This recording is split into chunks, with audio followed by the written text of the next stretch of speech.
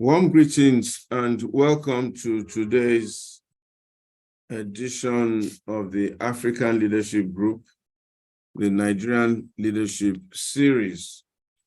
And I am very grateful to God that He has kept us alive, able to witness a truly brilliant and wonderful day such as this. Today, we're going to be looking at effective local government administration. Everybody who is a Nigerian, who has lived in Nigeria, knows that the local government is the third tier of governance in Nigeria: federal government, state government, local government.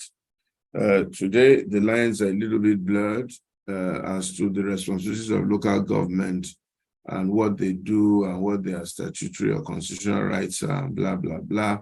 But to some extent, or to a large extent, things seem to be chugging along. So we decided to talk to somebody who has been in local governance for a few years and feel will be able to guide us as to the role of local governance in Nigeria. You know, quite a lot of people do not even know who their local government chairman is. A lot of people do not know what local government is supposed to do for them. And even some local government chairmen or officials are not quite up to speed or conversant with what they should be doing. And sometimes a lot of that has been politicized. But our speaker today is not just the national president of ALGON, the Association of Local Government Chairmen of Nigeria. He is also the executive chairman of the Bariga Local Council in Lagos State, and is currently also a very, very prominent one. He must be a politician for him to be a local government chairman. He was born in the Shomolu Bariga area of Lagos State, went to Igbobi College. Now, this is where our fight will start, because anybody who goes to Igbobi, I don't know what to do with them, because they should have gone to King's College. But anyway, I forgive him. He has a master's in law and a master's in public and international affairs from University of Lagos, Akoka. A great administrator, keenly aware of the needs of his people and committed to grassroots service. And he has continuously followed through on his promises with dynamism, and he walks the talk to make sure that the public is informed of everyday advancement and changes in administration. I think he can speak for himself when he comes. Don't let me have to lend an introduction. But our guest today is happily married with children. Please welcome with me Honorable Alabi Kolade David, National President, ALGON, and Executive Chairman, Bariga Local Council. Honorable, you are most welcome. Thank you, sir. Thank you so much. I know you're having problems with your video, but as long as we can hear you and see your very handsome face, we're okay. Maybe you should tell us, if you want, a little bit more about yourself and how you got involved in politics, political administration, and local government administration. Thank you, sir. Yes, thank you for the introduction. I don't think I need further introduction with what you have just told all of us now. I had a private sector orientation. I worked for Arab contractors before joining politics. I am an administrator and also a technocrat. I believe that, first of all, let me say that I'm deeply honored to address this gathering on efficient local government administration. And I think that the future of this country is in on this important topic. Without an effective local government administration, whatever that we are doing and will be doing will be rendered nugatory and we're moving in circles. So it's a very, very good topic. And if we have an efficient local government administration, this country will be prosperous. I believe in bottom-top approach to governance rather than this top-down approach. And that has been the bane, and that has been our problem.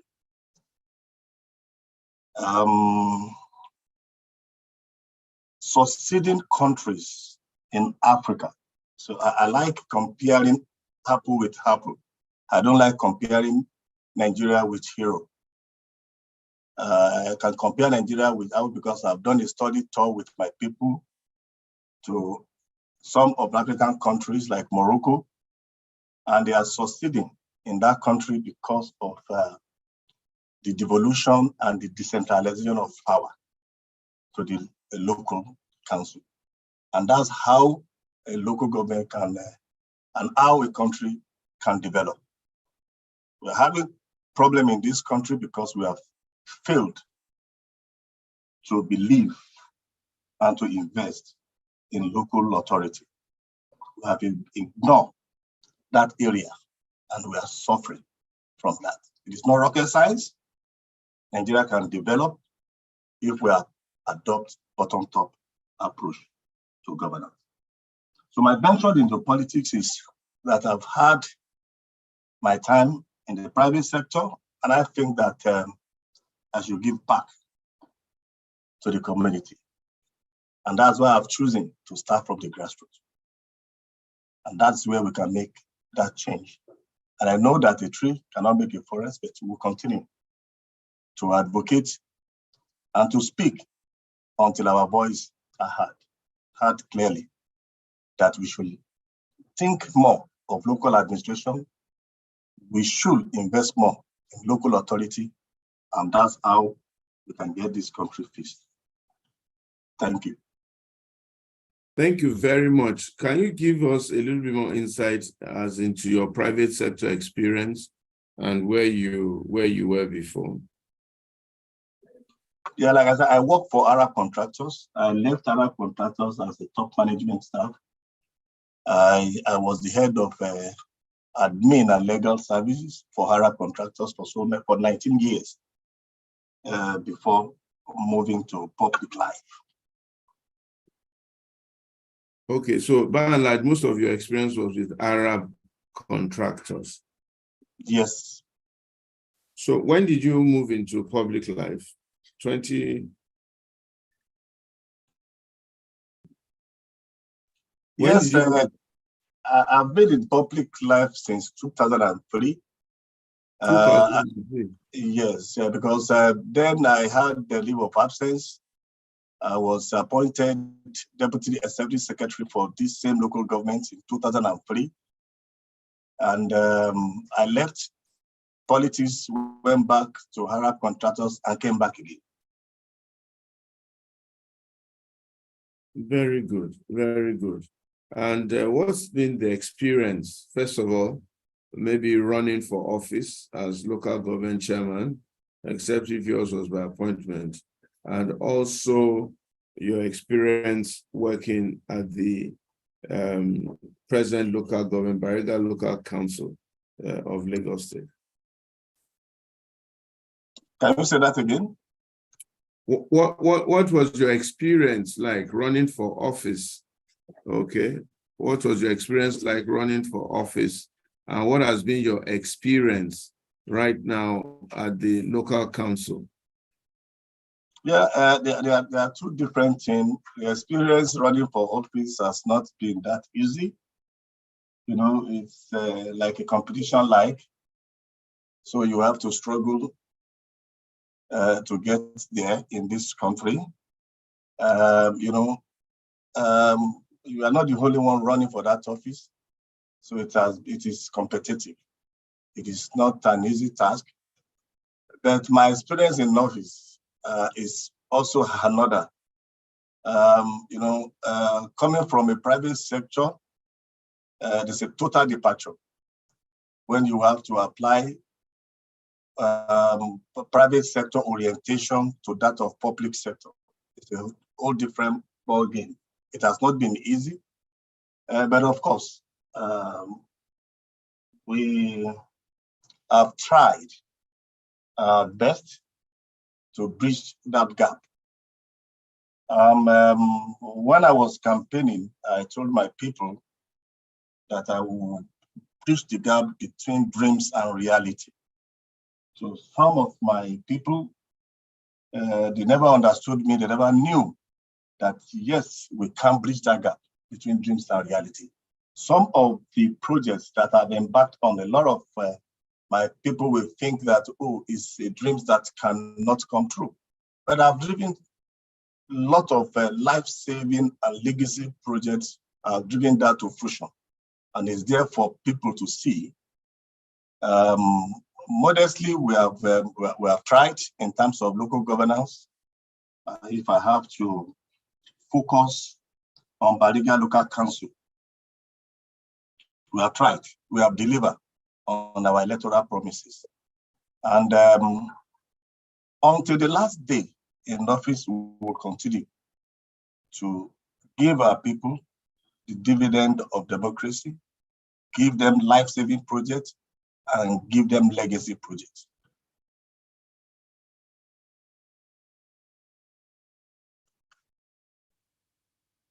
Right. What have been the challenges thus far in running the local government? And what really is the role of the local government in Nigeria? Because you'll be surprised that a lot of people do not understand the role that the local government is supposed to play. Or in some parts, they even think that local government is almost totally non-existent. Maybe you can further intimate us, please. Yeah, the role of local government is enshrined in the 4th schedule of the Constitution of the Federal Republic of Nigeria. Yes, as you said in your opening remarks, is the 3rd tier of government. We have 3 tiers in Nigeria, and unfortunately, local government in Nigeria is not really treated as the real 3rd tier of government. And like I said, that is the bane of our problem. If this is fixed, Nigeria will be prosperous. Yes, we have a lot of challenges. While a lot of people will be clamoring and be yearning for financial autonomy, I am not from that school of thought. I believe in autonomy in total. So our problem is the local government autonomy. And we're on the front of fighting for local government autonomy. It is only when we have autonomy and full autonomy at the local government that Nigeria can be prosperous. And I'll give you this, the aggregate of development that you have in a local government will make a state to have an aesthetic or developmental thing. And what you have in a state will make the federal. So to me, federal is plastic, and the concentration is more in the central and the sub-national government, while neglecting the local authority. We have security challenges in this country, and it's not rocket science. We can solve that problem in one day if we approach and adopt bottom-top approach to governance by involving the local authorities. There's no crime that is committed in anywhere in this country that is not committed in a local government. And if by constitution, the local government chairman are made the chief security officer of each local government, it should be seen to act in that capacity. Shouldn't be on paper. So we must have what we call a proper decentralization and devolution of power, and devolution of power to the local authority. And that is when we can strive. If you look at Morocco and look at Rwanda and some other African countries that we have visited, they are succeeding because they adopt decentralization and devolution and bottom-top approach to their governance. So we have a challenge, and that challenge is not far from local government autonomy. What do we do to get local government autonomy in Nigeria? All hands must be on deck. It shouldn't be left to the local government practitioner alone. All of us must come up with one voice and speak loudly to this, that local government autonomy must be adopted in this country. Okay, let's break it down a little bit so that everybody fully understands. First of all, please describe for us what you mean by local government autonomy, what it will involve, what we need to do to ensure that, or what we need to do legally or constitutionally to ensure that that autonomy is granted. So please break it down in layman's terms, what you mean by local government autonomy. What I meant by local government autonomy, like I said, that if you look at the fourth schedule to the Constitution, where it is well expressed and states the functions of the local government council. The function of local government council includes the economic development of the state, and also establishment and maintenance and regulation of a lot of things, construction and maintenance of roads, street lightings, drains, and all other things, parks, gardens, and garages, and all that. Now, because of this absence of autonomy, a lot of powers and functions of local government administration has been eroded, has been taken. In terms of the IGR, I can tell you for free that 70 to 80%, with the exclusion of Lagos, their IGR has been hijacked. Even the so-called financial autonomy that is granted, some, and don't let me even use the some, most of the governors, you are all aware of the recent matter in Ogun State, where one of the chairmen cried out that their finances have been tampered with. So how can a local government function in the absence of finance? How can a local government function when all its powers and functions has been taken over? And it is because of this lacuna in the Constitution that the majority of the governors are leveraging on. So all hands must be on deck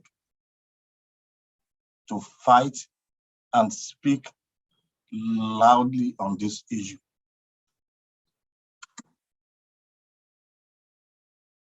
So, why have the governors somehow usurped the authorities of the local government? And is it in the Constitution that the local government is not autonomous, or what within the Constitution, or what by practice makes the local government not being autonomous? It is by practice. Like I said, the functions of local government are enshrined in the fourth schedule to the Constitution. So the governors should allow local government to strive. And because of the power that the state assemblies of all states wield, and also because 90% of all the council chairmen are all at the mercy of the governors. So they cannot challenge this. And we all know that.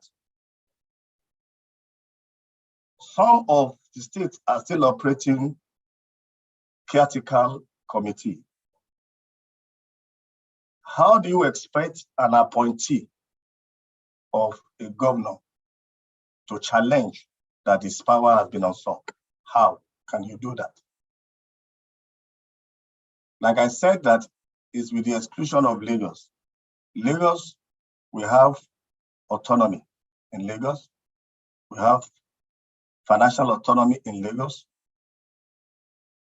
And I can also mention Delta State. They have autonomy in Delta State. The governor doesn't touch their money. And 1 or 2 states. For the rest, they play with their funds. Well, you need to explain to me how come 90% of local government chair people are at the mercy of the governor. Why is that? How come the governor has so much power? We are all in this country. Sorry? I say we are all in this country, you know, that they have power. It has been a public debate. Lot of people have fought and they are still fighting for local government autonomy. Some are also fighting for the SSC of all these state administrators. So we all know. No, but if the president doesn't wield that sort of power over governors, why would a governor, is it the governor that conducts the local government election? It is the state that conducts local government election. So I think the first time we had autonomy of local government was in 1999. And after that, no autonomy to local government. What happened in 1999? They have full autonomy. They receive their money direct. From the federal? Definitely, yes. Was it INEC that conducted that local government election?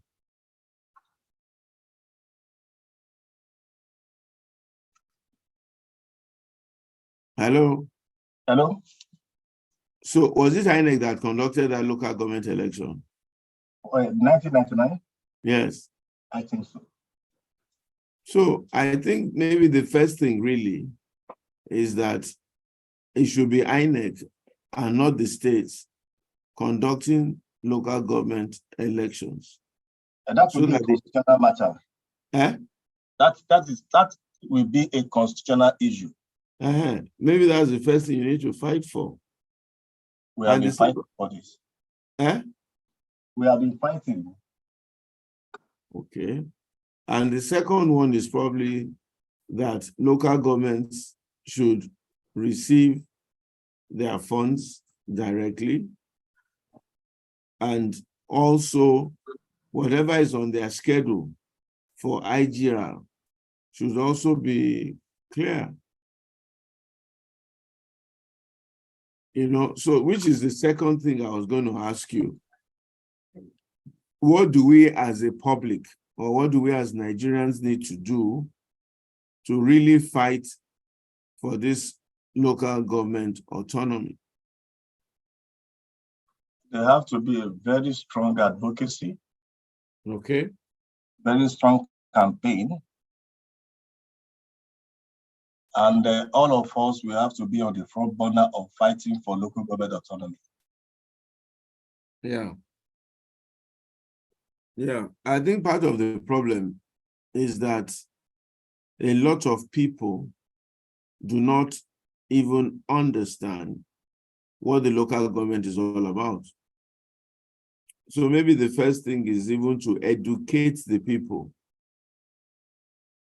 on the benefits of a strong and autonomous local government. That's the only time that you can get them rising up to campaign for this thing. Because people just believe really that the two main governments, state and federal, and then the local government is just an appendage that the governor can do as he likes, and it's just an avenue for graft and corruption. Oh. That's the truth. Nigerians they don't understand local government. They're not interested. The local government doesn't even exist for them. Whenever you have any problem in a state, it's the governor they abuse. Nobody even considers talking to the local government chairman. So if somebody doesn't lead that local government revolution, first of all, in terms of education of the people, then you probably will not have any reform or autonomy. So it's the person to bear the card that we need to look for. And to be honest, that's my summary. Yeah, I want to differ a little. Okay. We all know the existence of local government administration in Nigeria. And most of the blame are not on the state governors, they are on local government. Because they are not aware, like you said, even the functions and the challenges that local government administrators face. Honestly, I don't know where we're differing now. Look, me, I belong to two local governments. It's just a few years ago that I began to know who my local government chairman was. And honestly, I don't think I've ever really seriously participated in any local government election. I know my local government chairman because he's an Aburo somehow. I just woke up one day, they said, this is my local government chairman where I live or where I work. Which local government is that, sir? It's yours, sir. It's yours, sir, okay. Fuad. He's an Aburo to me. I didn't vote for him. I don't know how he got there. I just woke up one day, I saw his billboard. They said, this is our new local government chairman. So if someone like me at my level shows very little or no interest in local government, this is the same thing in my church area. It's a lady, a lovely lady that's our local government chairman. How she became local government chairman, I don't know. Again, she's like an Aburo to me. Oh. She's been very nice. Anytime I call her, she responds, blah, blah, blah. But other than that, I have no involvement in what brought her into office. And unless there's serious awareness, a lot of people will still show this level of indifference. And that's probably where we need to start from. Really serious awareness of people as to what a good local government can do. And then also how to make the local government not just autonomous, but if possible, self-funding. Self-funding. Each local government should be, to some extent, both in terms of taxation and local economic development, should be self-financing to a large extent, as long as people still keep going to some federation accounts to collect money and all that, they cannot truly be fully autonomous. We can't. So it's a lot of work to do, and we have to get a movement that will do it. Maybe it's time people are raising their hands wanting to ask questions. But I don't know, can you share from us also any other thoughts or a sequence or a presentation as to what we need to do to get effective local government administration, and then share your own personal thoughts as to how you have run the Bariga Local Council. Okay. Yes. First of all, let me thank you once again for addressing this gathering. And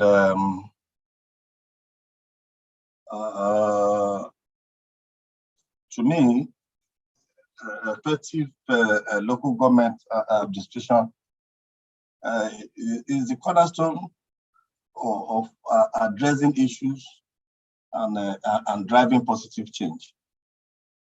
And it is the bedrock upon which we build the future we all envision for our beloved community, states, and at large the country. We have, let me mention, maybe I like the 3 key areas where effective local government action can make a significant impact. Particularly the progress that I have made under my watch in Bariga. And that is infrastructure. So when I got to office, and I discovered that we have deficits in our infrastructure. And given the fact that Bariga water plate is very high, we require a large sum of money to address and face this deficit that we have in our infrastructure. So I initiated the transformation agenda. And like I said, that when I was campaigning, I told my people that I'm going to bridge the gap between dreams and reality. Some of the projects that are conceptualized, some of them looks like dreams. And I said to my people, that will be the second phase of the work that we'll do. Yet first of all, we'll begin to declare state of emergency on our roads. And I can tell you that over the years, I've delivered more than 50 roads in Bariga, both long stretch and short roads. And I've equally addressed the area of social services. Why is this in? Why is this in? I've worked on all our health centers, and right now I'm on the verge of introducing 1 health center per ward. And that the project will commence in a short while. I've done a whole lot of things in Bariga that time will not permit me to begin to state here. And on economic empowerment, we have not also done badly in that we have empowered our people in Bariga.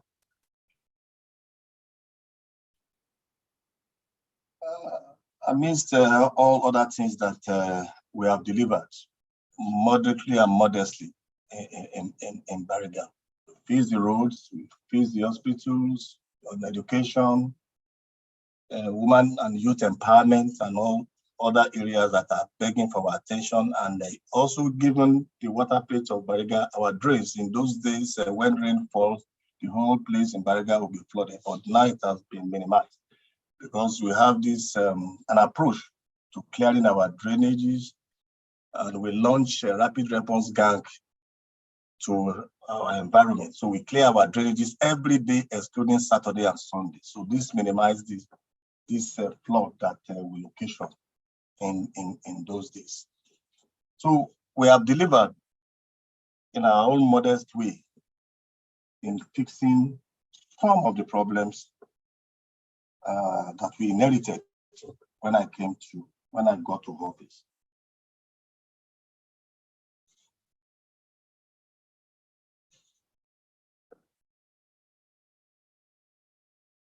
We're listening, or are you done?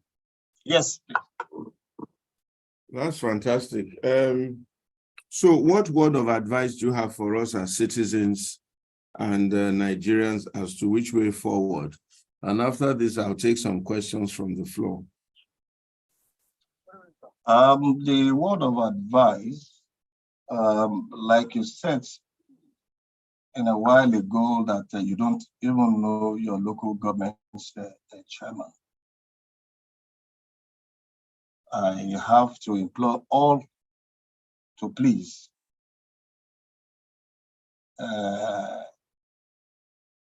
believe and take this importance of believing in local government administration by knowing your local government chairman. That is the smallest level. If you know your local government chairman, you can call the attention to all the things that are begging for the attention of that community. We all can have access to the state governor. You can hold your local government chairman accountable. And if there are issues, you can communicate that issues to your local government. So, but the first thing that we should know is that you should know and should have interest in knowing where is the local government headquarters is situated and who is the local government chairman of that particular local government. And also, I also want to use this opportunity to call all of us on board to ensure that we all fight this thing together to ensuring that we have a local government autonomy. And that is when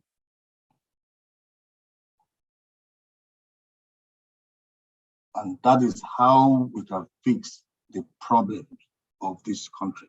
It is bottom-top approach and not top-down approach. All right.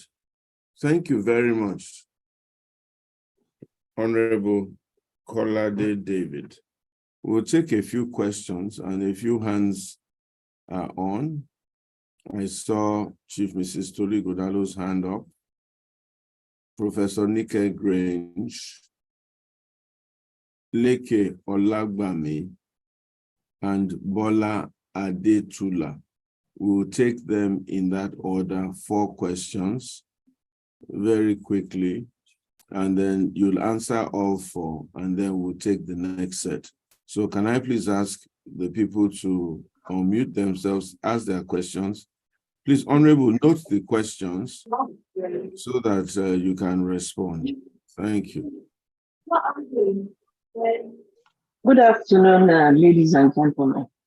My question, there are 2 questions that I have, emanating from what Mr. David has talked to us about.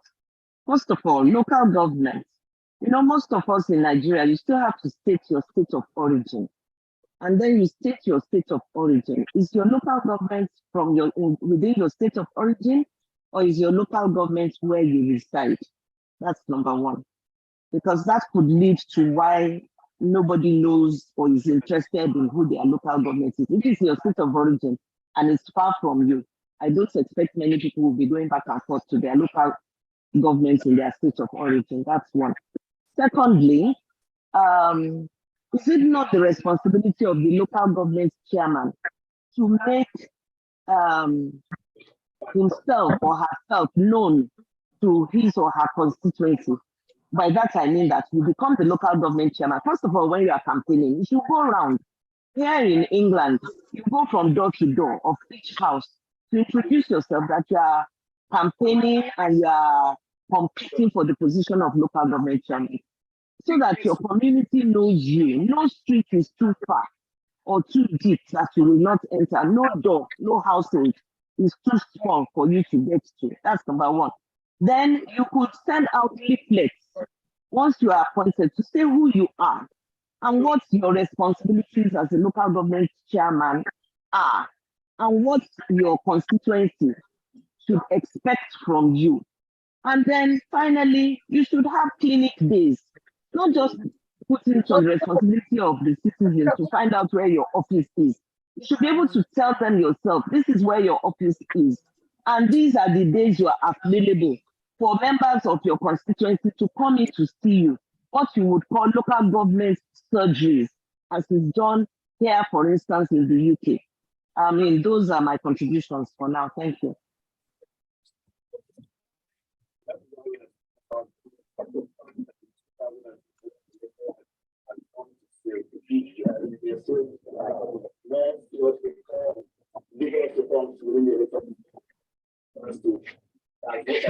Professor Grange, please go ahead with your question. Yes, thank you very much. Honorable, thank you for giving us that bird's eye view of what you do and who you are. Let me just make one brief comment, and that is that the quality of local governments varies a lot in Nigeria. You have been able to describe to us what you are doing, etc. I doubt if many chairmen will be able to do this. And I want you to tell us why that quality is not made uniform. I know that there are schools for local government chairmen. I don't know, is there any, is it mandatory for the local government chairman to attend those schools? That's my first question. The second thing is we all agree with you that definitely development starts from the grassroots. And until we can make our local government effective, local government administration effective, we are not going anywhere.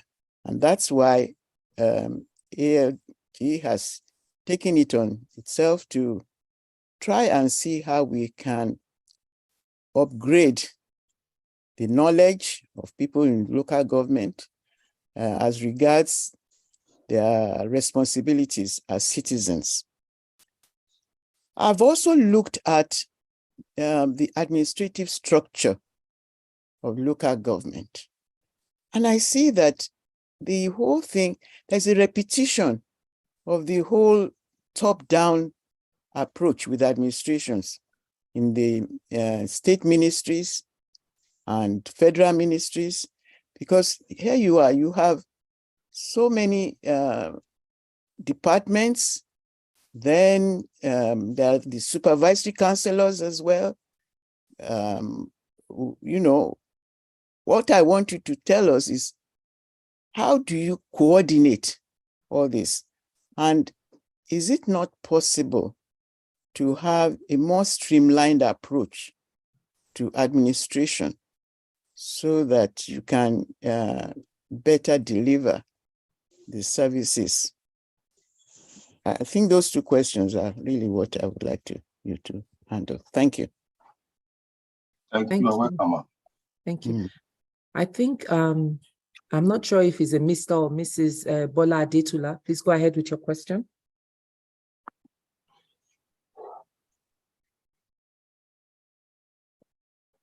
Thank you very much. I thought you were not going to call me because I was second on the queue. Anyway, thank you very much, Mr. Chairman. How will you convince us, considering the level of corruption in the whole country that has eaten deep into the fabrics of the society, that if you are giving 100% autonomy, the sharing of funds in local government will stop? That is number one. Number two, Pastor Itua, I can confirm to you confidently that the chairman of Iru and Etiosa are performing and active because we virtually, in quotes, sit on them. We put them on their toes. When I say we, that is VIRA, Victoria Island Ikoyi Resident Association. We engage them daily. We have an executive secretary who deals with them on daily basis, and they respond.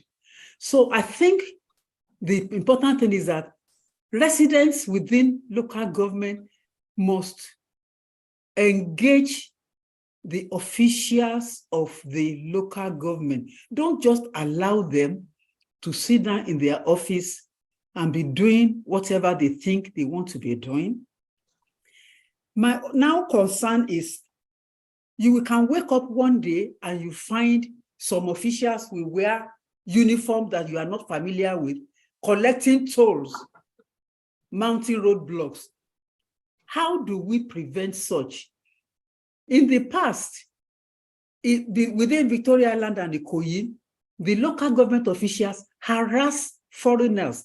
Once they see a white guy, they will ask him or her to stop the car and begin to extort money. That one has stopped now. So all I'm just trying to say is that, Mr. Chairman, how will you convince us that if the citizens of Nigeria fight for this 100% autonomy, it will not end up in private pockets? Thank you very much. Thank you, ma'am. Can I just respond to these 3 questions before other questions? Yes, yes. Thank you, sir.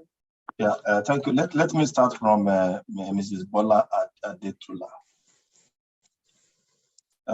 Your question is how am I going to convince you that if we have autonomy, the level of corruption or that the sharing of funds will stop?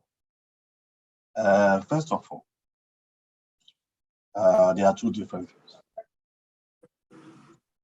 We first have to seek first the kingdom of God, and others will be added. And the kingdom of God is that we must first get the autonomy. Then when we get the autonomy, then we will not solve or fix the issue of non-performance or misappropriation of funds. But let me say this, that as far as I'm concerned, you only share money when the money is available. Money that is not available cannot be shared. So like I've just mentioned that about 75 to 80% of local government in Nigeria have been denied their fund. So how are they going to share the money that is not available? 2, Lagos that is enjoying both financial and autonomy. We are not sharing money in Lagos. We are only putting the money to use. I'm happy that you have mentioned that Fuhad and Rashidat are performing creditably well in Metiosa and Europe. And that will tell you that in Lagos, and I'm speaking to that there's no sharing of fund. The fund is not even enough. I think this is. And the money are spent judiciously. To deliver on the electoral promises of all the local government chairmen. And I tell you, my people, I supervise them in Lagos. They are working.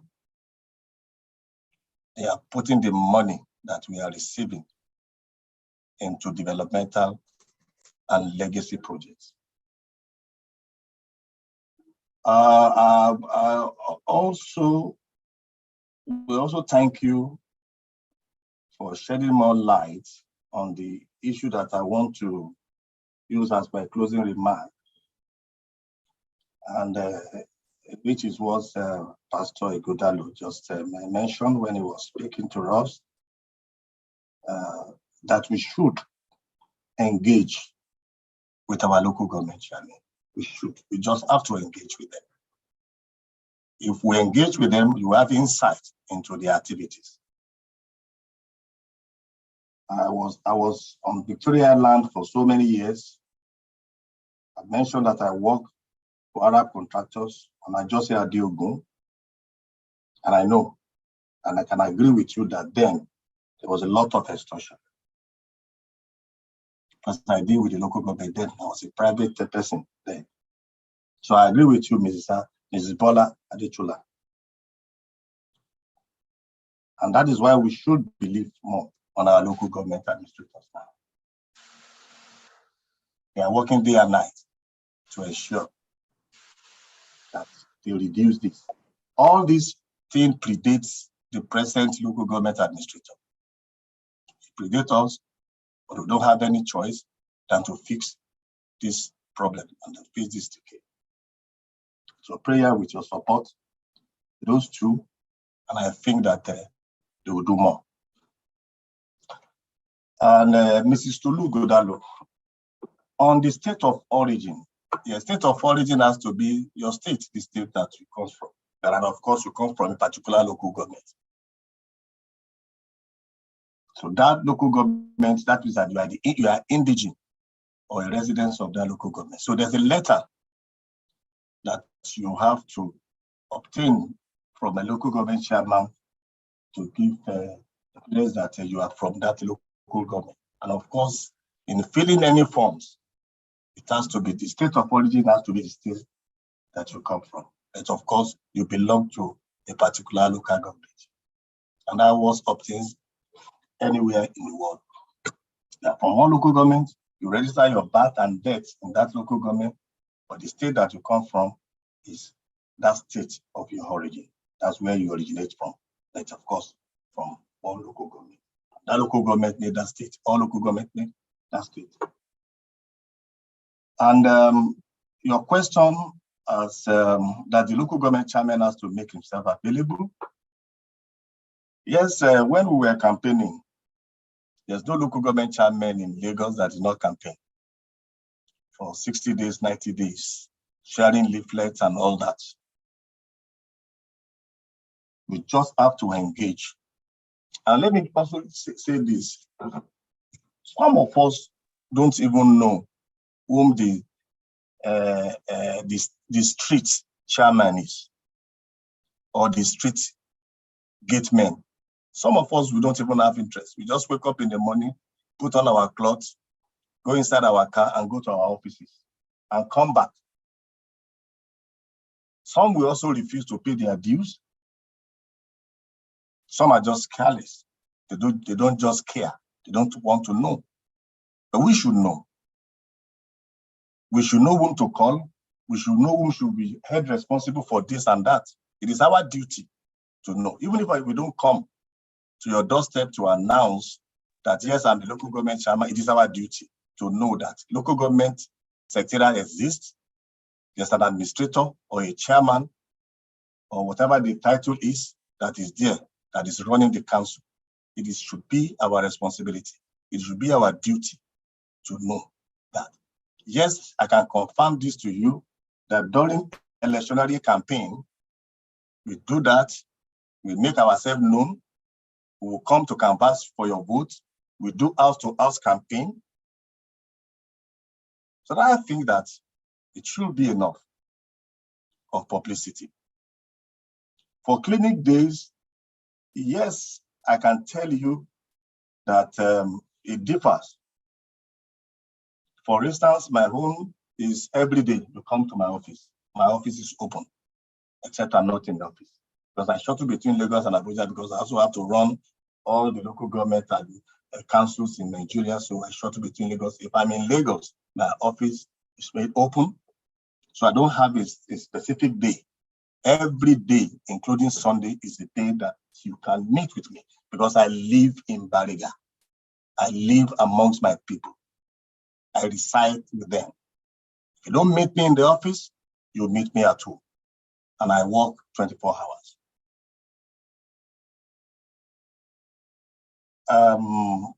For Professor Nick Grange, as regard administrative structure of local government, yes, I will agree with you, Ma,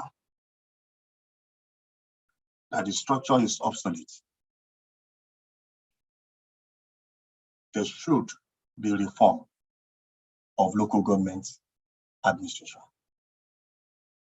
Not only local government administration, there should also be a reform of civil service administration.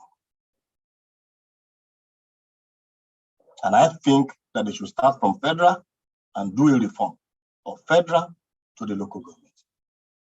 Because what we are using now, to me, does not match with the reality. It is obsolete, it has to be reformed. And if we don't reform, nature will reform it for us. The Nigeria of today is different from Nigeria of yesterday. With the advent of social media, we don't have any escaping routes. Your activities will be blown out. If you do well, you'll be commended. If you do bad, you'll be exposed. And of course, we shouldn't have to wait for nature to challenge us. We should do a review and a reform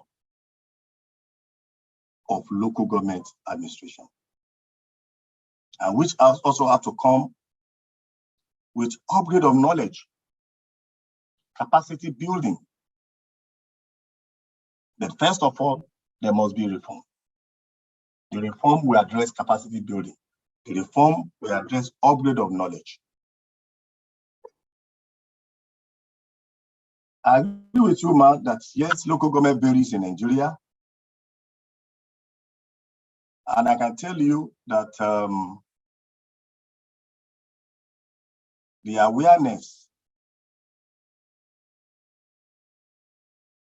is spreading. People are now more aware of the existence of local government. My duty and my function as local government and as ALGON president is also to ensure that all our hands clap, because one hand cannot clap. You require two hands to clap. When I got to ALGON, I met ALGON moribund. And we have put ALGON on a new pedestal. And I'm happy that Mr. Emeka is on this platform. I can attest to that, now we are moving from an era of maladministration to an era that we are going to have a functional local government system in Nigeria. God help us. Thank you. Thank you very much, sir. We have about 12 hands up. So I'm going to take the next 3 sets, and I'm going to please ask that you keep your questions and comment to about 1 minute or less so that we can take all the hands. And there are still questions in the chat room as well. So I'm going to call on Mr. Raphael to please ask his question or make his comments. Thank you. Unmute yourself. Thank you very much, Chairman. I have 2 questions. The question number 1 is, as a law-abiding organization, why can't you enforce? I mean, how do you enforce the provisions? How do you go against the provision of Section 162, 5, 6, 7, and 8 that says the money accruing to the local government should be given to the state for the administration of the state? The joint account for you and the state, the sharing of the money in that account is decided by the state. And then SEC, the State Electoral Commission, conducts election for local government, chairman and council. And the state governor appoints the member. That's the first angle. You have a constitutional provisions that tie your hand. Refuse to quote your umbilical cord from the state governor. The citizen can't do anything. You are the one that can now do. This is what the Constitution says. We don't want it. How do you go about it? Now, the second question is the Paris Club reform. I remember my firm was one of your consultants that we went to court and the state challenged you, and we haven't heard anything about it. So if the state takes your money and you went to court, the court said they should give you your money, Buhari said they should give you your money, and then you didn't do anything about it. How do you want the citizens to help you? Thank you very much. Thank you, Mr. Raphael. Let me quickly answer that question, please, madam, if I'm permitted. Yes, sir, please go ahead. Yeah, the section 162 of the Constitution, I think that is a constitutional matter. We have a joint account where the money coming from the federation account will go to, and when it gets there, it will now be shared to all local governments. We don't have problem with this proportional constitution. We don't have problem with it. And what is the problem that we have? The problem that we have is that even this constitutional provision, some governors are not adhering to this constitutional provision. This is a problem, and it's a constitutional matter. It is not what I can do because it's a constitutional matter.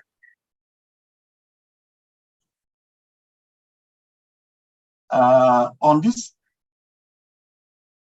SEC conducting election, I can't get what you mean by that. Do you want the INEC to conduct election, or you want it to still remain with SEC?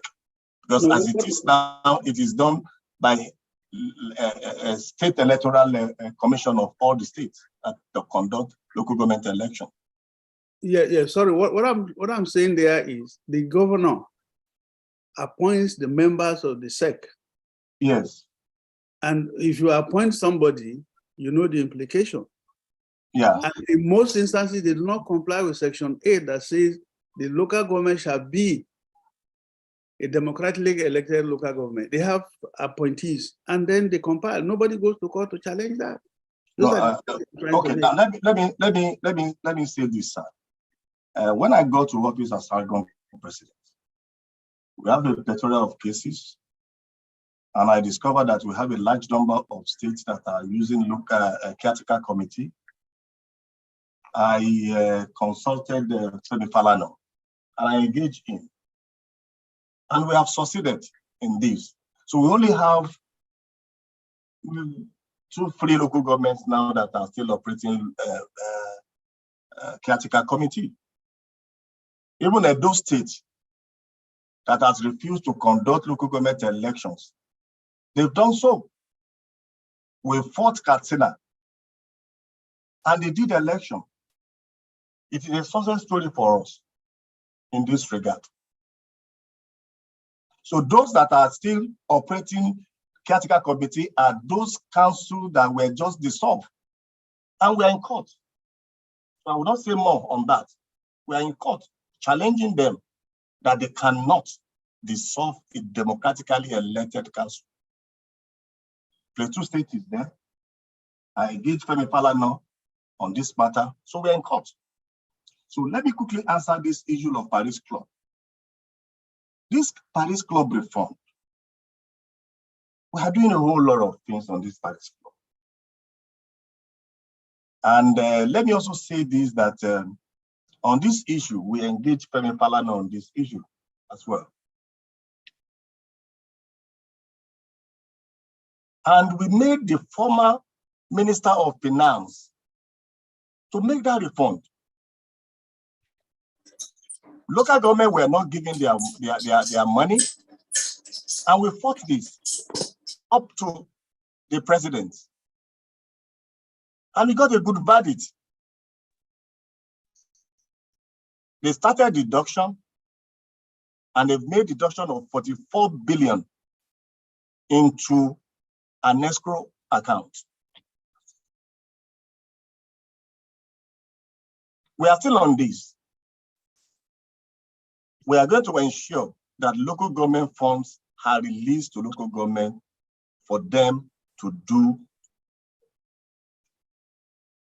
use it for developmental projects. So we are on this. It is not that we are not doing anything on this. I don't sleep on this issue. I'm still fighting every day to ensure that that money is recovered back to the purse of local government. Thank you. Thank you, sir. Mr. Ojefo Raphael, it was you I meant to call, so apologies. Uncle Raf is also Raphael. So please go ahead with your question.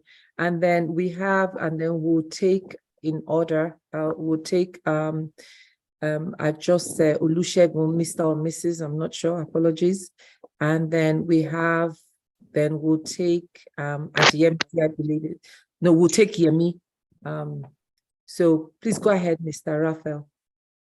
Okay. Good evening, everyone. Good evening, Pastor. Good evening, Chairman. Chairman, what are we going to do? Because I've observed that the local government system or style of administration in Lagos State is different from other states. I'm from Cross River State, and I'm appreciably involved in what's actually going on there. And what we notice is, yes, the law makes the local government areas to be autonomous. But what we discover is that for the sake of politics and money, politics in the sense that some local government chairmen become strong when they control their funds politically and are able to do things that make them to be quite powerful enough to stop a governor from winning an election in his state in case they have a quarrel. The governors now, against the rules, begin to put in their cronies who voluntarily submit the local government funds to the governor.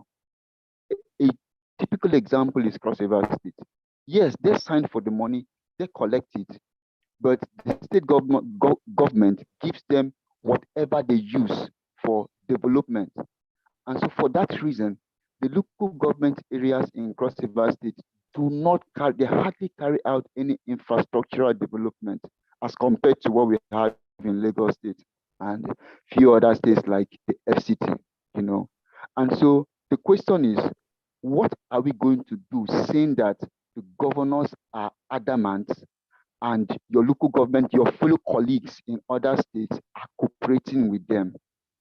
Because this issue will continue, even if the law rules that, okay, the local government have these powers and all of that, because the state governors put their cronies there, or so to speak, their boys there, they will still submit the local government to the governors. So being faced with this kind of problem, what are we going to do? Thank you, Mr. Ojefo Raphael. Do you want to take a group of questions, sir? Okay. So that way you can take as many questions as you want. If we can have Mr. or Mrs. Olusegun Ajose, please go ahead with your question. If we can keep it to 1 minute, we really appreciate that. And then we'll take Yemi.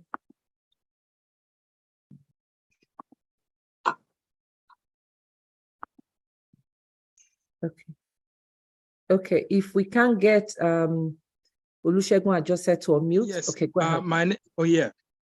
Yeah. Thank you very much, Mr. Chairman. I am a Shomolu Bariga kind of a person, and I don't know about your policy about sports, and I'm into sports. So, and I've actually been thinking about meeting you and the Shomolu local government chairman about sport development.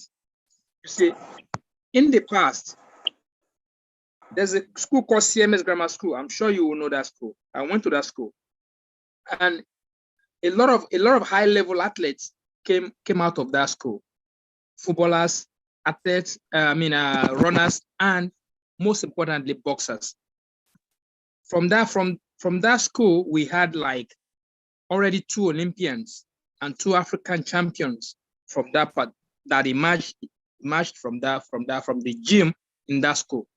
And that was in the 80s and the 90s.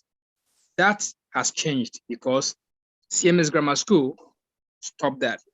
So I think it would be a good idea if you can partner with these schools to use their space for sport development, maybe build a gym there, maybe partner with them. And also, so maybe if you wish, because I don't have enough time now to elaborate on it. So if you wish, I wouldn't mind, having a conversation with you one-on-one. I can come and see you. I'm local, so we can discuss this further. But right now, we have a Bariga citizen who has just qualified for the Olympics in boxing. In the name of Cynthia Ogunshemilore. I don't know whether they have presented her to you. And it will be great if you support this girl so that she can end up winning a medal for Nigeria and for Bariga LCDA. I had an experience, similar experience, whereby I went to Cuba and I made friends with some Canadian.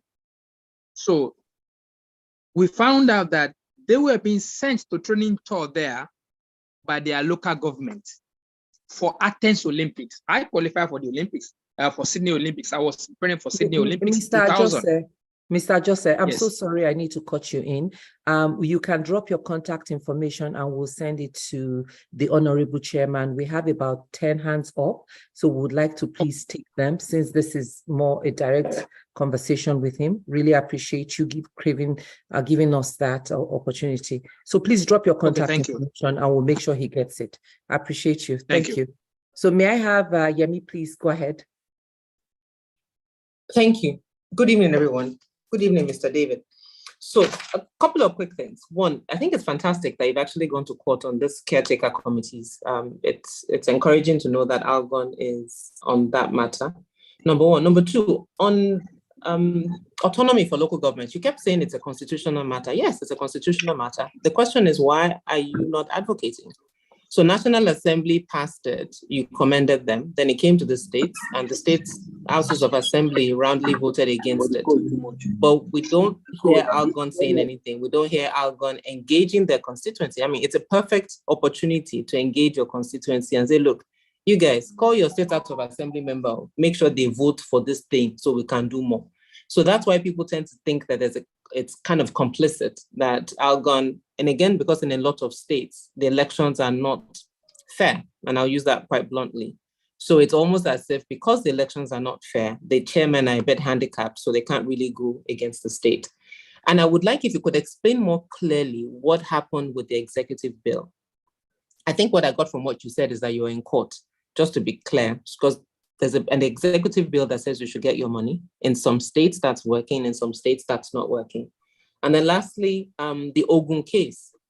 I don't recall that I saw ALGON say anything. The gentleman, I forget his name, who was challenging Dapo Abiodun and was stripped of his seat.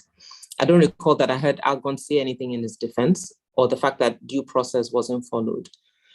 Lastly, ALGON.ng is not working. So if you want people to engage local governments, let's ensure your website is working so we can read information on it. Thank you. Thank you so very much, Yemi. So, sir, we've had those 3 comments. Do you want to address them? And then we take the next set. You still have about 10 hands up. So if you could just respond to those. Okay. Let me quickly address this. I will address to this swiftly. Yes, on for Mr. Osifo Raphael. I'm aware of the problem in Cross River State. And the problem in Cross River State is as a result of this prolonged caretaker committee. That is the problem. Until they had the local government election in Cross River. There are some things that I may restrict myself on this platform. Yes, Lagos is different from other states because of the way we operate in Lagos. I agree with you. And we will ensure with the fullest of time that all hands clap. So we are going round and we are working day and night to ensure that we free all our local governments. And we need your prayer, we need your support, and we need everything we can so that we can fight this thing together. For Mr. Olusegun, I just say, yes, I agree with you that governance is not all about building bridges and constructing hospitals and doing all that and doing that. It's also about investing in psychological infrastructure that includes arts and culture, halting and looking for talent. There are a lot of talent that's inherent in our people that we should help them to bring out so that they will be gainfully employed in their area of endeavor. Yes, I agree with you. And just last week, I told my ESCO that we have to be all-rounder. We have to ensure that we touch all areas of governance. And this port development that you have just made mention is an area that, yes, we are not where we should be. I cannot be here to tell you that all is rosy. Yes, we are not where we should be on this. And I will take this as a take-home also, that we will ensure that we look into this area critically and ensure that that area is developed. Yes, I am aware of CMS Grammar School, and we are right now on the verge of we have discussed with the authority that is managing the school, that the space in the middle of that CMS, not CMS Grammar School, the CMS Primary School, where I built a health center. We have an health center. I took some portion of that land to build an health center. So we still have a very large area that we can have our track and field so that our pupil in all the 30 primary schools that we have in Bariga will have a place for them to do their entire sport. So we have to develop that. So I agree with you. So I'm going to share my contact with you. Since you are a sports person, that will be willing and be ready to work with you so that we can develop this. We can't do it alone. We need people like you. We need Bariga indigene that has traversed to come back to Bariga and let us develop this local council together.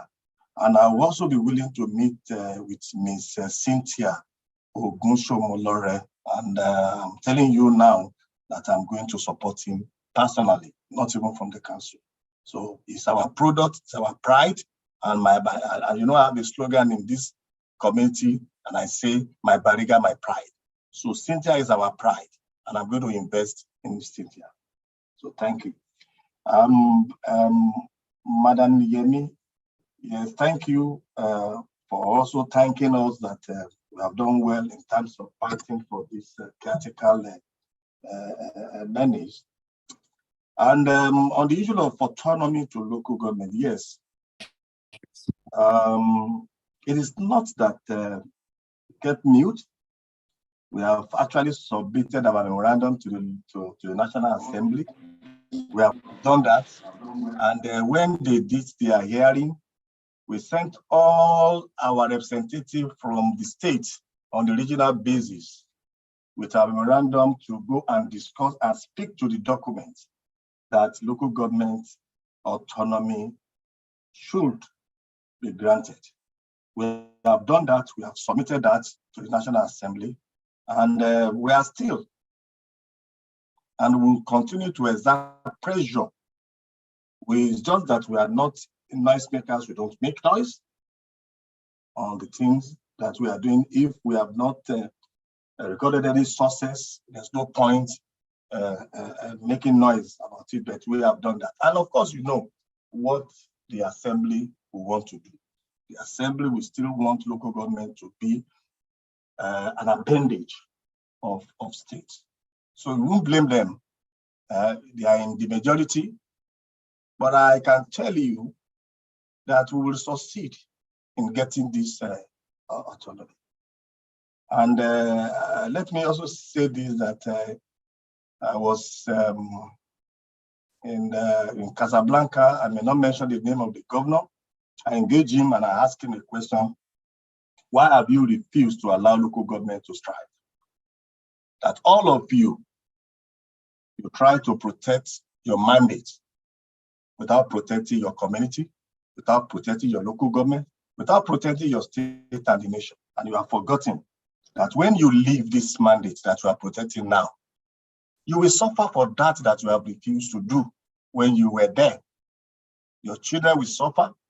Your great-grandchildren will suffer because all of us will meet at that place that you have refused to develop. And to develop local government, to fight for local government autonomy, or to get local government autonomy, to believe in local government authority, is the future. Is the future. And there's no two way about that. So what we see is that all of them will come to office and protect their mandate and neglecting to protect their community, to protect their nation. So on the issue of the Ogun State saga, yes, I may not want to talk much on it. Well involved. I spoke to Wale on 2 occasions. I spoke to the ALGON chairman of Ogun State on this issue. And, you know,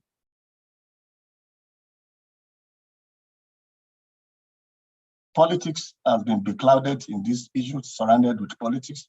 We don't play politics in ALGON. We speak to issue and to fact. I've engaged them. And it is unfortunate what happened. All of you saw that. But I will want to limit myself to talk, but just let me say that we did not neglect on this issue. We know it is all what all of us also are aware. But what I can say is that to the fullest of time, all these things will be updated. Local government will strive. And like I said, it is the future.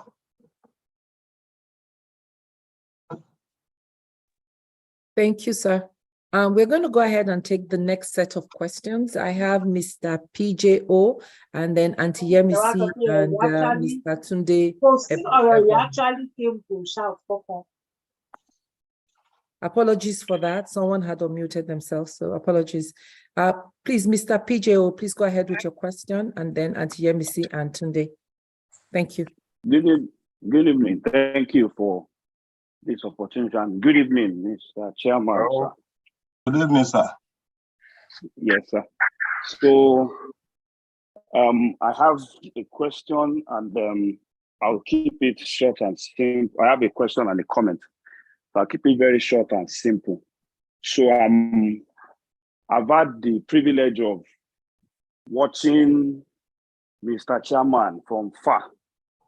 And I'm a Shomolu person, and I must say that I actually got involved in politics because of the excellence I saw him bring into grassroots administration. And when I say excellence, I mean I just love the way the chairman, the way he carries himself and the way he has managed a complicated community such as Bariga and Shomolu. And you know, my question is that what's next for the young and upwardly mobile people coming into the political space, sir? You know, we look up to you, we believe so much in you, we celebrate you, but what next for the young and upwardly mobile people coming in? Thank you, sir. God bless you. Thank you. Auntie Yemisi, please go ahead. So thank you so much. Thank you, Pastor Itwa and Jumoke, for always bringing this very, very topical and critical questions to us every Thursday. Thank you so very much. Just some quick questions to a young man who sounds very passionate about his constituency. One wishes him all the luck. But my questions are, whilst we're exploring the longer and probably more complicated area of constitutional reform, etc., do you have mechanisms like having town hall meetings I mean, the local government is still capable of passing some laws that will encourage citizens' participation. So are you able to do that? Because that engagement with the community will bolster your chances of the kinds of reforms that you want. So is there a legal framework like town hall meetings for citizens' participation? And then the whole topic of today is actually the effectiveness of the local government. So whilst other things are going on, is the local government, has it been arranged in such a way? Because if you go abroad, in London, it's your local government that you go to if you have questions about your health issues, about your tax issues, about your, whatever, education, water. Is your local government structured in such a way that it is able to engage with the citizens without them looking for clinics and stuff like that? Is it kind of like it's there, it is a structure, it's structured, it just works? Yes. Is it, let me just finish. Are you employing IT feedback systems? Because old people may not be able to get to those points. Do they have WhatsApp message numbers, emails or whatever system that they have that they can reach out to you, where they have, speedy response to their challenges? And lastly, in Lagos Island, we have a model, Lagos Island Connect, which has the state, the local government, development partners, and other stakeholders working and utilizing young people. It's a youth-led program, and we advocate the utilization of youth centers, because if you want to engage the youth, you need to have a structured point of engagement with them, where as the youth center has recreational and learning, libraries, games, and whatever, you're able to engage the youth and make it a development focal point as well. And I can share this model with you after the meeting. Just those quick questions. Thank you once again for all that you are doing, and we wish you luck. And thank you, Jumoke and Pastor Itwa, for this wonderful program. Thank you, Auntie. Thank you. May I have Tunde Abohon? Please go ahead. And yeah, thank you. Thank you very much for giving us this platform. This is wonderful. My question is actually very direct. It's a very simple question directed to the chairman about roads, the streets in the local government. And what I've seen over time is it's like a perpetual issue where streets are never tarred. There are no good streets within Lagos itself.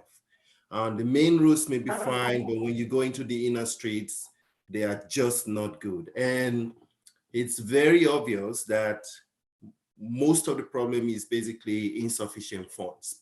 The government probably doesn't even have the money to maintain those streets. And my question to the chairman is, isn't there any way that the local government can collaborate with the residencies in each one of these streets and help them tar these roads? I'm very sure with some sort of tax relief, like the tenement rates that can be taken down, or maybe given as tax reliefs to the owners or landlords on these streets, if they can all get together along with the local government and help them tar a lot of these roads. I think this issue can be fixed easily if residencies can connect with the local government officials to get this thing done. Because even for me, I tried to do a little bit of work on the road where I have a property, and the local government was almost against me for me to do the job. And a lot of the residencies on that same street wanted to do it, but there was no collaboration with the local government. And that's my question. Thank you. Thank you. So, sir, if we could take those, and then we'll take the last set of questions because we are coming up on the hour. Okay, thank you. Mr. PJO, thank you for also agreeing with me that we have a very complicated community. Thank you for your kind words. You say what is next for young and mobile people coming into politics? What I would say is evil and bad administration will strive when young men and when all of us fold our hands and refuse to participate in governance. And that is when we will see lot of maladministration, lot of evil and criminal things. So we just have to encourage the young ones, particularly the youth, because we are the future. And I'm also a projection of youth. I'm not old, so we are the future of this country. So you should play an active role. You should learn and play an active role. So there are opportunities. The last election has taught us that that critical area that we have neglected will haunt us. And that's the youth. So we have to connect with the youth. And the youth should not also fold their hands. They should not do more of complaining. They should do more of participating. Mrs. CMC Kuti, thank you very much. I will definitely connect with you as you have Lagos Island Connect, so that we can replicate this also in all local governments, in not only in Lagos, but in Nigeria. As their president, I can share this model with them. Even as the name implies, it's going to be a very good and a wonderful model that we should embrace. As regard having a mechanism in engaging with the community, yes, there's a mechanism. At the local government level, if you want to prepare your budgets, you must engage with the community, with the critical stakeholders in that. And that is when you are going to assess and know their needs. Without engaging with them, you can't draw a very good and modest budget for your local government administration. Without engaging your people, how are you going to know where the shoe pinches? How are you going to know which roads they want you to build for them? How are you going to know if they don't want roads, they need hospitals, or they need their drainages to be cleared? So we do that, and we have a mechanism, a legal framework, of course, in engaging our people. So it is there.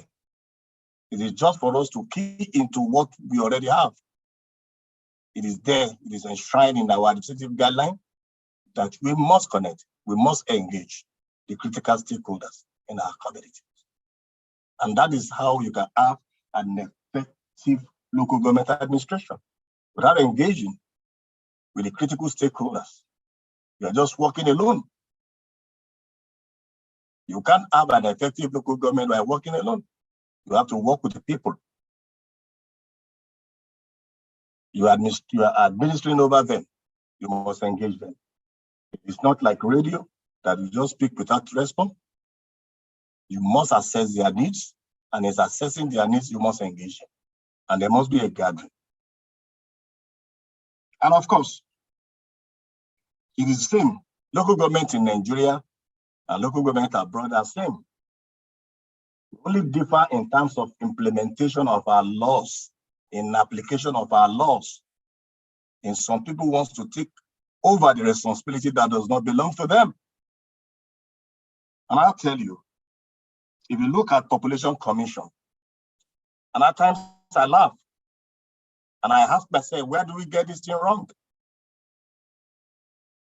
If you delivered in the UK, you will register in a local government. So once you registered in that local government, the local government know that there is a newborn. If death occurs, you register death in that local government, they know that death occurs. So what we have here is we have National Population Commission struggling with the local government on who will handle registration of birth, death, and marriages. It is not their remit. It is not even in the Constitution. And I know why. I may not want to dwell on that much. We waste our time, we waste our money for population census. Do we need population census? We don't need population census. Why do we have to wait for 10 years, 15 years to do population census? We don't need it. If you have allowed local government to function by registration of birth and death, it's plus and minus. So you know your population. If you ask ourselves, what is the population of Nigeria? You will say 220 million. We don't know. Even if it is 300 million, we don't know. So that is the reason for saying we need the reform. Reform from the federal government structure to the local government structure. So that each shares of government will be saddled, we handle the responsibility that it ought to handle, not National Population Commission handling registration of birth, death, and marriages. It is an aberration. So it's the same. It is just a matter of application, it's a matter of implementation. God will help us. Amen. Thank you. Thank you very much, sir. These are the last questions we are going to take. And before we take those questions, I just wanted to follow up on something you said, Honorable, and also something Auntie Yemisi said about, having town hall meetings and engaging citizens. I will definitely follow up with you one-on-one on actually the needs assessment to understand what the local communities need and the programs that even some of these fundings would earmark for them, how it will go, how you select those programs in terms of projects, in terms of prioritization. So that's one of the things that we're very strong on at ALG. So we'll definitely be following up with you on that. And also training, I believe it was, I'm not sure, someone had mentioned the training for mandatory training for the local chairman. That's something else that we're also promoting here. And I believe Professor Grange also spoke to that. So we'd like to get your thoughts on that maybe after this meeting. So we'll take the last set of questions and I'm just going to call the names that we're going to take.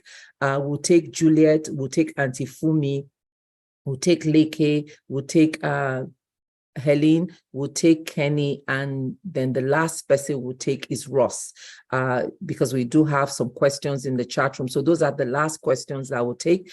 I'm going to ask Julia to please go ahead, keep your questions or comments to 30 seconds or less so that we can take others. Thank you so much. I've asked you to unmute. Okay. Good evening, Jumoke. Good evening, the able president and his team. You're doing good job as always. Good evening, sir. Good evening, madam. Okay.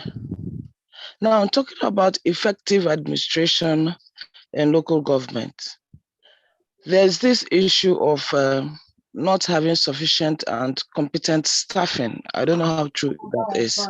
Please, how can this be solved? That's one. Two, also the chairman and his team have been given, the chairman of the local government, they have been given goals or targets, but there's the issue of not having access to resources required to meet these goals.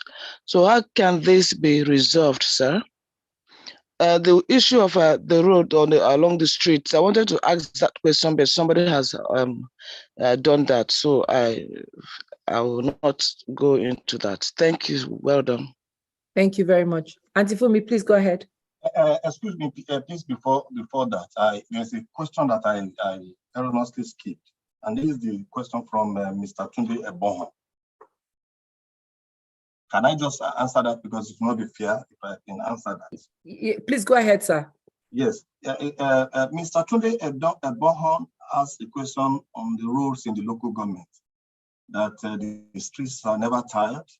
And he also answered that maybe as a result of insufficient fund. And he also said that if there's any way they can collaborate with the local government and the residency, so that all this road will be filled. Yes, let me say this. I've been in local government now. This is my second time in office. In the first time in Lagos, we did what we call 114 roads project, which was done simultaneously and deliver also same day and commission same day. It was equipped with street furnitures, street light and all others, and it was done with precision. And after that, we did another 188 roads. And this roads is a collective collaboration and decisions of the local government in Lagos, that all our inner roads should be tarred. And you will agree with me that we have large number of roads in Lagos, and it's not easy. And for instance, in Bariga, where I'm from, I have 377 registered streets in Bariga and 40 unregistered streets in Bariga. So that shows that I have a large number of roads. So if you pick 2 roads out of 377, it amounts that you are doing nothing in that road. So it's complicated and it's not easy.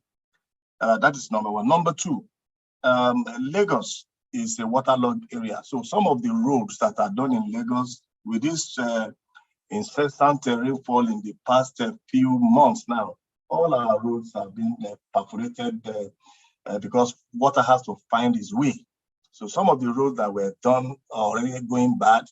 I have one particular road in my local government that every time I fix this road, and when you pass that road where the road is bad, what will come to your mind is that, oh, do you have a local government chairman here? And without you knowing that that road has been fixed several times and got damaged several times because of a man-made error and also because of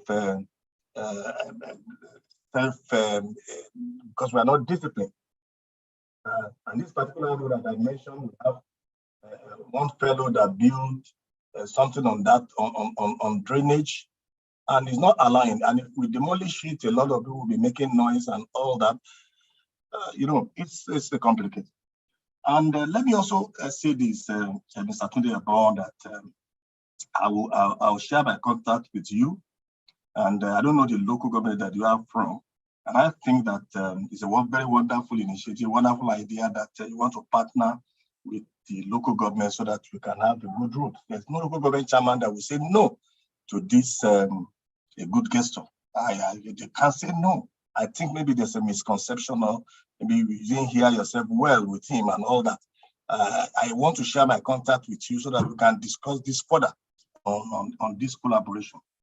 And let me also make this announcement here, that in the next few weeks, Lagos State local government will come up with another 114 roads project that will also be done simultaneously in Lagos State. 114 roads. And that is 2 roads per local government. We have 57 local governments in Lagos State. So 2 per local government will make 114. And we are doing that because, all hands are not equal. Our income are not equal. What we receive from federal government is not equal. So one local government have money more than the other. Probably I have more money than the Ethiopian. And this Victoria land that Madam just mentioned about, that they are collaborating with them. We want inclusive governance in Lagos State. We want all local governments to be on same pedestal. We want all of us to deliver, so that there won't be one local government that will be left behind in terms of road infrastructure. And that's the reason why we conceptualize this idea of doing 114 rules project that will be done simultaneously. So it's what we call inclusive governance, so that even the lower and disadvantaged local government in terms of finance will also have something to show for it. So this is an information that I want to pass to Mr. Tunde. It's not that roads are not done in Lagos.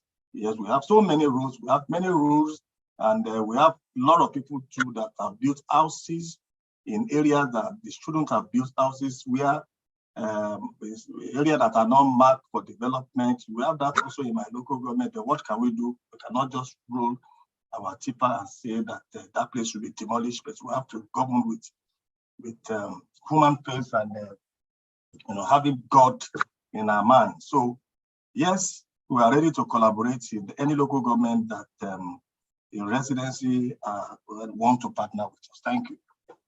Thank you, sir. So we'll take Auntie Fumi and then Mr. Leke. That would be the first set of three. And then the last set of three would be Mrs. Essien and Kenny and then Ross. So I know we are really running up on time. So Auntie, can you please go ahead with your question? Thank you very much. Mr. Alabi, it's nice to meet you. I do hope that your beautiful building, I am sure I have confidence in you, but because you've said many right things here, I hope you'll make economic use of it. And I do hope you have library services. You will make effective use of information technology, computers and things.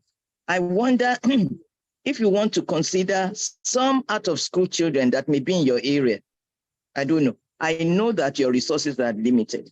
By the way, may I know the population of Bariga? Then number two, I'd like to draw your attention. Yes, I can testify that I'm not from your local government area. I come from Ojuwo town planning. But I have noticed quite a number of the roads you have tarred in the Bariga area. One area is the fish market, Makoko fish market. That is a very, God knows how many millions those people are making every Saturday, the fishes they are selling there. I was just wondering, would you like to take a look at the sanitation of the market, collaborating with them? Because I don't know, you talked about your budget and limited resources. I think if there's some taxes, those people will pay. I was there last Saturday. Yet it's too waterlogged, as you said. I don't know what you want to do, but I think if the market is built, raised, it could be something. But I think if you collaborate with them, and the sanitation there will be improved. Number three, I sent you two clips. One on that girl who, after the BBC interview, went to university and graduated. And two, of the foreign missionary who is working in your area. I sent you the photograph. I was just wondering, is it possible you extend, if you are able to partner with both local and foreign private sources that can improve your activities? Why not? Because that foreign missionary is saying that he wants to teach people in Makoko, in your area, how to convert their wastage to cooking gas, and also how to improve on aquaculture. I think if you send one of your officers there, you would be able to get more information on that. But I'm thinking that if possible, you can reach out to foreign sources who can help you with your IT, supply of computers, supply of books, so that you can make some improvements in these key areas. Okay. Thank you. Thank you, Auntie. Maybe that's a follow-up meeting with him. I'm very sorry. I lost half of question. Okay, so because I just reconnected now. Okay. Okay. You can follow up with him. When you mention Makoko, that's Honorable sir, Auntie is a member of the House, and we are going to have a follow-up meeting with you anyway. So I think she will be one of those that will meet with you too, because she has a lot of ideas on improving this. I just want us to try to get the other questions, and then we'll schedule a time when she has a lot of ideas of to contribute to your local government. So we'll take that offline. May I have Leke or Lag? Yes, good evening. Yeah, please. Go ahead. Good evening. Mr. Chairman, thank you for a wonderful presentation. My first question actually had to do with the autonomy issue, the much vexed autonomy issue. You have fully addressed it.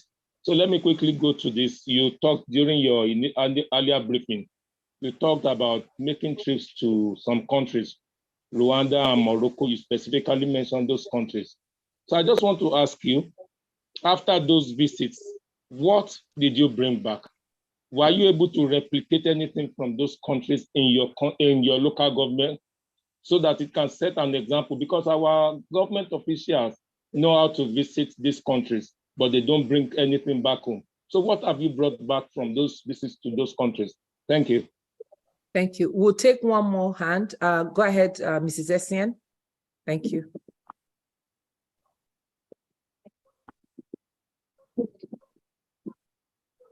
Good evening, everyone.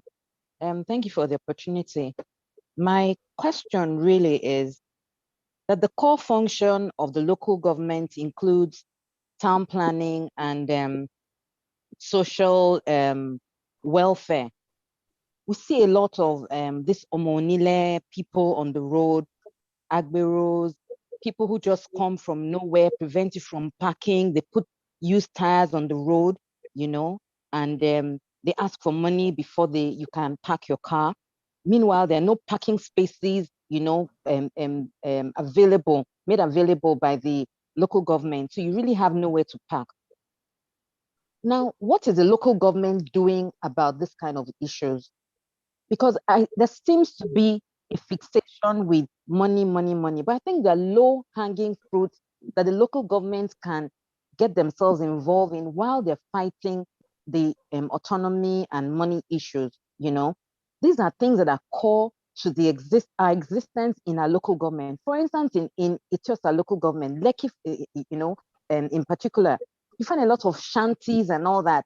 And you wonder, when these shanties, when one person starts putting this bolly and fish spot there, don't people see these things happening before the whole street is filled up with all sorts of people selling used clothes and all that, and it becomes a problem. Then one day, Kai people come and they clear everybody away. They definitely must be paying money to people who have the authority to allow them stay there. What is the local government doing about this kind of people? That's one. Secondly, there's so much corruption in that place. A friend went to go and make some adjustments on his daughter's birth certificate. A name was included, a new name was included, and needed to work on it. And the lady just gave a price off the cuff, you know. There was no receipt, there was nothing. And, you know, they started negotiating, and my friend paid, and the thing was done in less than 1 hour. It was done. And when you know, my friend was telling me, I had the feeling that this thing must have been just, you know, it wasn't legally done. It was money that was going into the official's pocket. How are you dealing with all those leadership issues apart from wanting autonomy concerning finances? Thank you. Thank you. So do you want to take those 3 questions, and then we'll take the last set of questions, sir? Yes, ma'am. Let me take the first 3 questions. Yeah. For Mrs. Kumi Ajayi Tomori, on library services, first of all, let me thank you for commending me on this secretariat, the edifice that we erected. In this building, we have a library services that is equipped with computer and is for e-learning and well developed. So on the issue of out of school students, yes, we have that, and we are also working on all this to ensure that we have a minimal out of school or nothing at all on this. For the population of Bariga, we're about 600,000. Like I've told you that if we say we're about 600,000, we'll be 700, will be 800,000. because of we didn't get this right, and we're not getting it right, but we want to get it right so that we can have an accurate figure of the population that we have in Bariga. But we can say plus or minus about 600,000. And you mentioned about roads. You mentioned yes, we have done a whole lot of roads in Bariga. We have done 1.6 kilometer road network that terminates on Tom Mainland, and that opened Bariga up to have an easy connection to Tom Mainland. Yes, we have done that. We have done quite a lot of roads in Bariga, and we are still doing. We started construction on Morumfulu, very close to University of Lagos now. It was abandoned for some time because of the paucity of funds and some other issues. And we're also doing roads that connect another community with a bridge element in Bariga. We are doing another 1.1 kilometer along Kemi Road is under construction now. And then very soon we are going to launch other roads. But the Makoko Road that you just mentioned is not in Bariga, it's in Yaba area. So I don't know which one you're talking about, but Makoko is not in Bariga. So for Mr. Leke Lagbemi, yes, thank you. You said that you heard that we undertake so many trips, and that what did we bring back from that? Yeah. You have given us about 2-3 hours. 2-3 hours will not be enough for us to enumerate everything. So we're only just going to mention few. But let me say that we went to Morocco, and what did we bring back from Morocco? We brought 300,000 euro to our local council. The money will be assessed within 3 weeks, and this money is meant to do solidarity tourism. So, and the project goals and objectives of this project is to promote a socially inclusive and resilient governance through the promotion of sustainable solidarity tourism in Bariga. Like I did mention that we also have to invest in psychological infrastructure. So I brought that to Bariga. 300,000 euro. And let me also tell you that it's not only in Bariga, because we have 2 states that will compete for them, Kebbi and Lagos State. I picked Bariga in Lagos State, and I picked one local government in Kebbi, but unfortunately the Kebbi State lost it. We won it in Lagos. It's a collaboration between the Provincial Council of Tiznit in Morocco and Bariga. And it's, like I said, it's for promotion of social and inclusive and resilient governance through solidarity tourism. And it's a 2-year initiative and that is focused on building partnership and capacities for promoting tourism in Bariga. Now, we also have some states that is going to benefit from this. And like, I don't want to dwell on some issues. This money, because of the attitude, because of the problem of one of the questions that you asked me regarding the issue in Ogun State. I said, no, Ogun State is not a good example. Why would the governor not release the money meant for the local government to the local government there? And I'm going to bring something to that state. And I said, no. So those are the things that I've brought. I've actually used ALGON to launch Nigeria local governments to the international bodies, because we shouldn't rely only on our IGR or the federal allocation. We have donor agencies that are bound, that are ready to bring funds to finance projects for local government. This is what we are capitalizing on. I've launched Nigeria local government to United States local government of Africa, and I happen to be the member of a executive committee representing the entire West Africa in this body. and I'm also a member of Commonwealth Local Government Forum in the United Kingdom. So I've launched local governments in Nigeria to all these international bodies so that we can access funds from international donors for us to develop our local government further. This is what we are doing. We don't want to rely, we want to think outside the box. We want to connect. We want to reactivate our relationship that some of our colleagues that were there before us started but couldn't finish and became moribund. So this is what we are bringing on board. And this is what I have brought back to local government. It's not about talking, it's not about showcasing, it's not about publicity. We are like a builder that wants to build a house and you use a zinc to cover that house. So you don't advertise until you build a house. So we want the house to stand. We want people to see. It's not by talking, it's not by making mouth. It is just by talking less and doing more. So thank you. Then on the issue of a town planning law from Mrs. Essien and the social welfare, yes, the town planning law is within the remit of the state government. And of course, we have one government.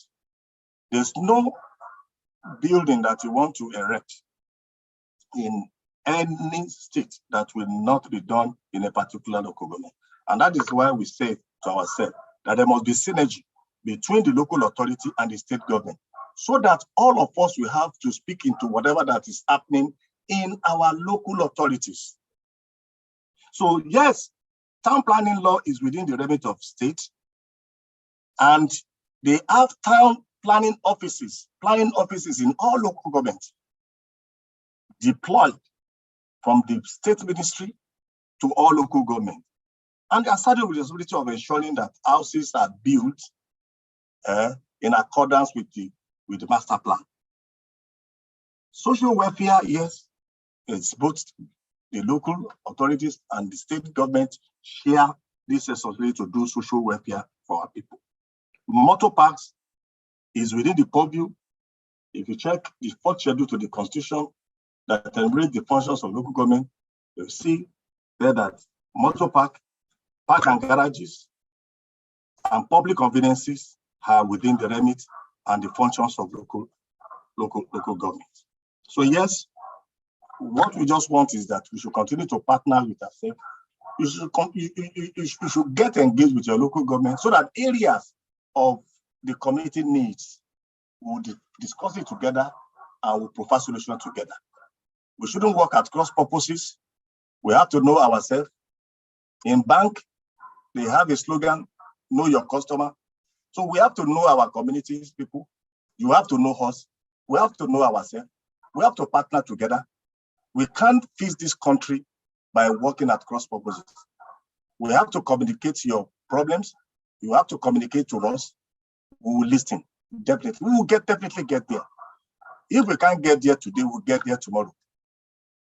You have to crawl before you walk, but definitely, we will definitely walk at the end of the day. Corruption, all of us will know the issue of corruption, but I know that once we fix everything, corruption will disappear by itself. It will disappear by itself. It's just a function of ensuring that everything are put in place very well and corruption will disappear. That's as much I can say as regards corruption. Thank you. Thank you so much, sir. We are up on the hour, so we'll take this last two questions, and then we'll probably send you some of the questions from the chat room. And then if you could take those two last questions, and we'll see if we can bring Mr. President to close. And then what are the next steps in terms of us as an organization following up with you, since one of our pillars is community development. So we would like to continue the conversation that Auntie Fumi and Professor Grange already started speaking, and I think Auntie Yemisi also spoke to that. So if I could have Mr. Kenny, and also the last one would be Tola. So those two questions, sir, and you can also include your closing remark when you answer that. Thank you.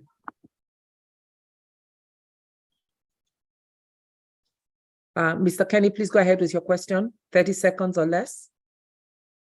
Okay. I'll move on to Tola. Please go ahead, Tola, with your question.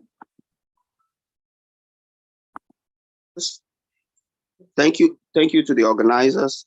Please, pardon me, allow me to jump straight into the question. Please. Yes. I would like to actually talk about the development of ACOCA. The chairman's byline is my Bariga, my pride. It appears like he's abandoning ACOCA. ACOCA doesn't seem to be part of Bariga. And what readily comes to mind is the construction of Moromfolu Street Road. Like he mentioned, it's been abandoned for years. Now we're not seeing any possibilities of the road being constructed. So I'd like the chairman to address this issue. Thank you. Thank you very much. Yeah, Mr. Tola, how long have you been away from ACOCA? That is my question to you. It appears that you have been away from ACOCA for a very long time. Yes, I mentioned on this platform that we had an issue on Moromfolu. I called for a stakeholders meeting myself on Moromfolu 3 weeks ago. I called the CDA and I came there. I was there. I addressed the large communities. I told them the challenges that I faced in fixing that route. I told them that the contractors made an issue on that road and I had to terminate the contract of that contractor. I have to follow due process in terminating. I can't just terminate the contract just like that. I made mention of that. And I gave them a promise that I'm going to move into that site. They should give me 4 days. It will interest you that it never took me 4 days. It took me the following day to mobilize to that site. As I speak, there's work going on there now in Moromfolu. And that's why I asked the question that how long have you been away from that ACOCA? And let me also say this, sir. ACOCA has not been abandoned. I fished Thomas Drive. Thomas Drive used to be a dump site. That is a road that is leading to the Catholic mission shop. I can share the picture with you. It was a dumping ground. I fixed that road. And the road was done with precision. Famosa Road. I fixed Famosa Road. Is in ACOCA. I've done Adenyenka Oshijo. Is in ACOCA. So you see, you have to appreciate one thing that yes, we cannot fix all roads. The roads that I just mentioned now are roads that are done in ACOCA. But we can't finish all roads. I have 377 registered roads in Bariga. And I don't have all the money and all the resources to fix all roads. Let me say this to you, sir. I have deployed environmental gun to go and deceit not even the collectors in that axis, but also the canals. It's not my responsibility to do that. Canal are in the purview of the state government. But I cannot fold my hands and allow the area to be flooded and have an excuse that it belongs to state government. If I can do it, I will do it. I've ordered that you should go and bring a swamp boogie. I've checked even the one that is bringing water to that area from Apata to Bajulai area. I've ordered that swamp boogie should be brought there to clear the canal so that there will be free flow of water in that area. I've gone there, I've gone around, I've sent my people in the last 1 week. They have been working in the silting and clearing of all the block drainages in ACOCA. So it is not true. And ACOCA community is not the only community that we have in Bariga. It has to be all-rounder. We have a whole lot of things that are begging and yearning for our attention. We have the healthcare there, we have the school there, and we also have the critical area of governance, which is environment. And they are making it difficult for us. The whole of the money that is meant to do all other area, all other work in that areas, I use to clear the drainage. And this is a man-made thing that people dump their refuse indiscriminately in the drainages. The whole area is blocked, and I have to deploy a whole lot of funds to start clearing everywhere. So it's not entirely true that ACOCA is abandoned or neglected. Yes, we are doing our best, but it's not, it won't be enough. Definitely it won't be enough. We need your prayer, we need your support. If we have done one, please appreciate us for the one that we have done. We do two. When we are not getting appreciation for the one that we have done, you are not spoiling us to do more, but it's our duty to do more. So we should be appreciated for the modest one that we have done, and I can mention it anytime, any day, even when I'm sleeping, that this is what we have done in ACOCA. Thank you. Thank you, sir. You can have your closing comments, and then Mr. Chairman will come up as well. Yeah, my closing comment is that I have to thank you for bringing me on board. And I think that's the best way. We just have to listen to people. And that's the best way to govern this country. If you don't listen to people, if you don't listen to people that you govern, you won't be able to govern well. And I want to implore you to do more. And anytime, any day, if I'm invited again, if you call me once, I will answer 10 times. I really appreciate my coming. I've devoted today for you. If you want me to continue, I will continue today. So thank you very much. I appreciate it. Thank you, sir. We'll definitely be following up with you to have a follow-up meeting with you on some of the ideas. Like I said, Auntie has spoken, and Professor Grange as well, and just how we can really partner with you in terms of this advocacy for the community, for local government development. Thank you again, sir. Mr. President, over to you, sir. All right. Thank you, our dear Honorable. We've learned quite a lot. Thank you for your gracious responses to those questions. You've given us, some of us, a bit of hope in the local government ordinances and the potential thereof. You've also thrown us a challenge at ALG to see what we can do about local government governance. And I'll be discussing with my team to see what we can do. I'll be asking them to transcribe this conversation, look at all the various recommendations. You can see from the level of questions that were asked, people are really, really concerned and very interested. And they're hoping for a solution for a better Nigeria. So we will see what to do. And we might be leaning on you to work with you to see how to champion this cause. So let me thank you very much. Let me commend you on the work you are doing in Bariga. Let me pray that, you've been very, you've said that Lagos, the governor, has been quite supportive. Let me thank him for that and setting a trail. Maybe other states will copy. And whatever we need to do to enshrine this, we will see how to do it for the betterment of Nigeria. So if anyone is interested in engaging us on nation building, please, there's a form on the platform that you need to complete. Please go ahead and do that. Thank you very much. God bless you, and enjoy the rest of your evening and the rest of your weekend. Thank you.